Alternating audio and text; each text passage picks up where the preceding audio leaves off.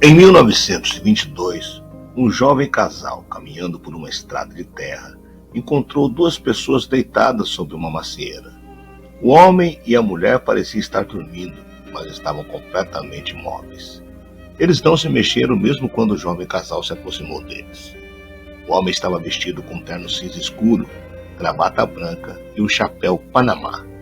A mulher usava um vestido azul de bolinhas. Suas cabeças repousavam sobre os ombros um do outro.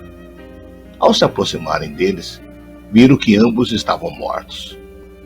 Os assassinatos de Edward Hall e Eleanor Mills, ocorridos em 16 de setembro de 1922 na pacata New Brunswick, em Nova Jersey, ainda são lembrados como um dos casos de crimes reais mais fascinantes da era do jazz, que foi da década de 1920 e 1930.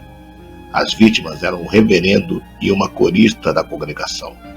Uma carta de amor encontrada ao redor dos corpos confirmou que eles eram amantes. Eu sou o Sidney Góes e você está no Placebo. Se inscreva no canal, deixe seu like e vem comigo que no caminho eu te explico.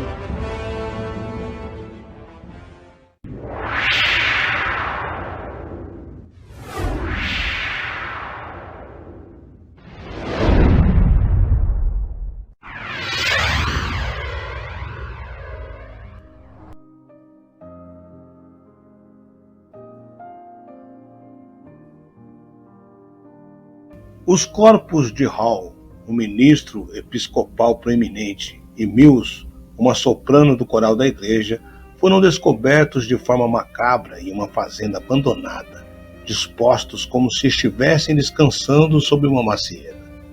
Edward Hall tinha um único tiro na cabeça, com um ângulo que dava a entender que o tiro foi de cima para baixo, como se ele estivesse ajoelhado quando foi executado. Já Eleanor Mills teve um fim mais cruel, recebendo 3 tiros na face e o pescoço quase separado do corpo, devido a golpes contundentes. Como dá para perceber, a pessoa por trás desse crime nutria grande ódio por Mills.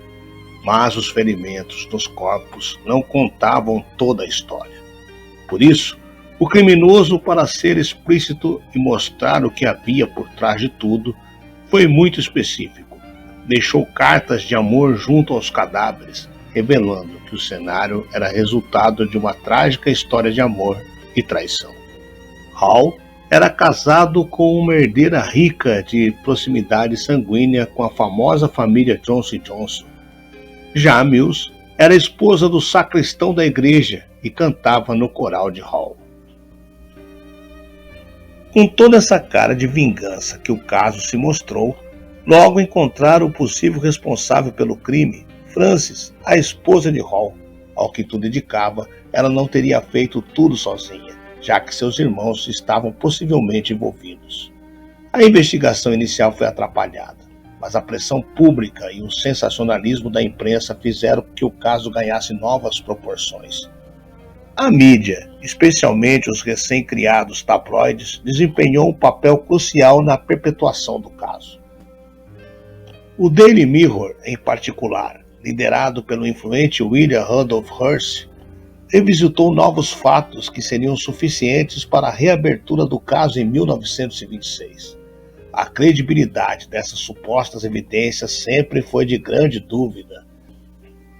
Frances Hall, a viúva de Edward, e seus irmãos foram levados a julgamento em um espetáculo midiático que rivalizou com os maiores julgamentos do século.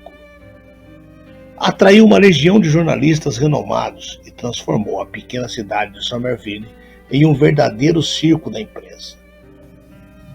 Com cobertura intensa, incluindo repórteres bastante conhecidos da mídia americana, o caso foi transmitido para uma nação ávida por escândalos e intrigas.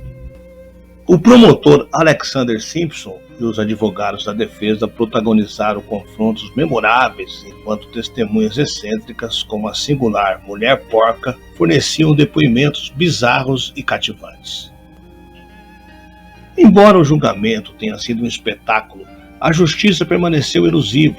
Francis Hall e seus irmãos foram absolvidos e a verdade sobre os assassinatos nunca foi completamente esclarecida. Mesmo assim, o caso Hall Mills deixou um legado duradouro na cultura americana, ilustrando o poder da mídia na formação da opinião pública e no direcionamento de investigações criminais. A igreja de St. John, onde Hall pregava e Mills cantavam, ainda carrega o peso desse passado trágico. Recentemente, a igreja abraçou sua história ao sediar a produção teatral Não Farás, que reconstituiu os eventos do duplo homicídio e suas repercussões.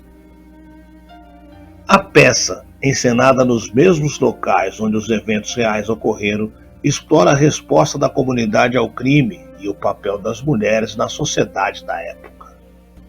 Apesar das teorias e investigações, o mistério dos assassinatos de Hall e Mills persiste.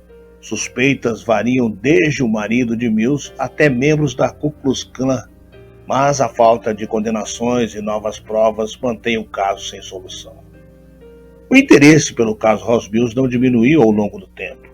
Livros, peças de teatro e até podcasts continuam a explorar essa história intrigante, mantendo viva a memória de um dos casos mais notórios da história criminal americana. A combinação de escândalo, tragédia e a busca incessante por justiça garantiu que o assassinato de Edward Hall e Eleanor Mills se tornasse um marco na cultura popular e uma lembrança perpétua do poder das narrativas de crimes verdadeiros. A história também inspirou o filme Sede de Escândalo, de 1931.